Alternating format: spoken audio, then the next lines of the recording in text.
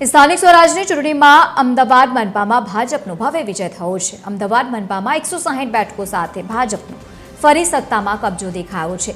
અમદાવાદમાં હવે મેયર સહિત મુખ્ય 5 પદાધિકારીઓ વચ્ચે દોડ શરૂ થઈ છે। મહત્વનું છે કે જે પ્રમાણે સમાચાર સામે આવ્યા, અમદાવાદ મનપામાં મેયરનું પદ ઓબીસી પુરુષ માટે અનામત હિતેશ બારોટ, ધરમસિંહ દેસાઈ, દીપક પંચાલ અને રાજુ ઠાકોર મજબૂત દાવેદાર હોવાની પણ માહિતી છે। અમદાવાદ મહાનગરપાલિકામાં ડેપ્યુટી મેયર તરીકે મહિલા ચહેરા પર ભાર મૂકવામાં આવી રહ્યો છે। ડેપ્યુટી મેયર પદ માટે ચાંદની પટેલ, અંજુ શાહ અને અનુસુયા પટેલ સહિતના નામોની પણ ચર્ચાઓએ જોર પકડ્યું છે। સ્ટેન્ડિંગ કમિટીના ચેરમેન માટે જૈનિક વકીલ દેવાંગ દાણી, પરેશ લાખાણી આ રેસમાં આગળ દેખાઈ રહ્યા છે। શાસક પક્ષના નેતા અને દંડક પદ માટે પણ સિનિયર કોર્પોરેટર વચ્ચે જોરદાર રેસ જોવા મળી રહી છે। મનપાની સામાન્ય સભામાં મુખ્ય 5 પદાધિકારીઓની જાહેરાતની પણ શક્યતા છે। શહેર ભાજપ તરફથી 3 નામો પણ મોકલાશે અને પ્રદેશ નેતૃત્વ કરશે અંતિમ નિર્ણય પર।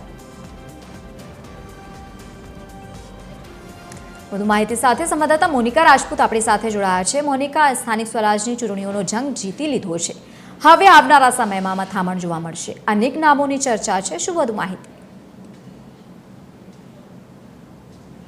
બિલકુલથી લવલીન, હવે સ્થાનિક સ્વરાજની ચૂંટણીમાં જેમાં અમદાવાદ મહાનગરપાલિકામાં જે ભાજપની કુલ 160 બેઠકો પર જીત થઈ છે, ત્યારે સત્તા પર કબજો જે છે ભાજપનો છે, ત્યારે જ હવે મેયર, સ્ટેન્ડિંગ ચેરમેન, દંડક અને શાસક પક્ષના નેતા ને લઈને હવે નામો જે છે ચર્ચાઓમાં ચાલી રહ્યા છે। જેમાં વાત કરવામાં આવે તો હવે જે મેયર પદની જ્યારે વાત કરવામાં આવે તો મેયર પદ આ વખતે ઓબીસી પુરુષ માટે અનામત છે, જેને લઈને હિતેશ બારોટ, ધરમસિંહ દેસાઈ, દીપક પંચાલ અને રાજુ ઠાકોર જે છે મજબૂત દાવેદાર ગણાઈ રહ્યા છે, પરંતુ છેલ્લે નામ કોનું જાહેર થાય છે તે પણ જોવાનું રહેશે।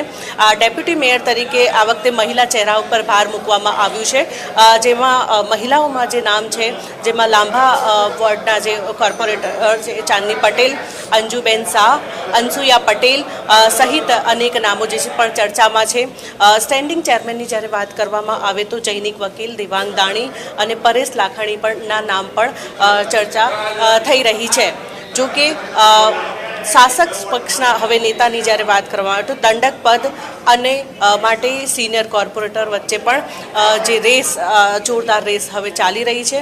એક અઠવાડિયામાં આ સામાન્ય સભામાં મુખ્ય 5 પદાધિકારીઓની પણ જાહેરાત થઈ શકે છે। શહેર ભાજપ દ્વારા જે 3 નામ જે છે મોકલાવવામાં આવશે અને છેલ્લે જે અંતિમ નિર્ણય જે છે પ્રદેશ નેતૃત્વનો જે અંતિમ નિર્ણય જે છે કરવામાં આવશે। આજે તમામ નામો જે છે હાલ તો ચર્ચામાં ચાલી રહ્યા છે, તમામ નામો રેસમાં છે, પરંતુ અંતે કોણે મેયર બનાવવામાં આવે છે, ડેપ્યુટી મેયર બનાવવામાં આવે છે તે જોવાનું રહેશે। લવલી, બિલકુલ મોનિકા, આભાર સમગ્ર માહિતી સાથે જોડાવા બદલ। તો અંતિમ નામોને લઈને ચર્ચાઓ તેજ થઈ છે, જો કે હવે જોવાનું રહેશે કે કોને કોનું જે સ્થાન છે તે આપવામાં આવશે।